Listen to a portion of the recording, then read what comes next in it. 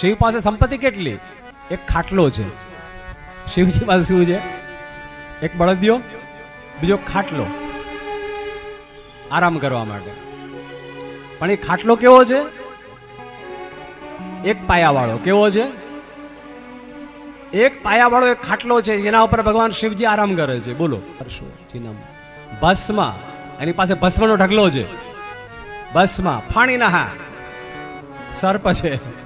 ભગવાન શિવની સંપત્તિ જો, ભસ્મનો ઢગલો, ત્રિશુલ, સર્પ, પાણીના, કપાલમ, ભિક્ષા માંગવા માટે પાત્ર, કપાળ, ખપ્પર જેને કહ્યા એ કપાલ છે, ભિક્ષા માંગવા માટે કપાલ. ચેતી હતવ, એક અગ્નિ, ચિતા, બસ એક સળગતું લાકડું, એક સળગતું લાકડું, બસ આટલી જ વસ્તુ એની પાસે. આટલા તંત્ર ઉપકરણમ, એના જીવન જીવવાના ઉપકરણો કેટલા? એના તંત્ર ઉપકરણ કેટલા? તો કે બસ આટલા જ. એની પાસે છે શું બીજું?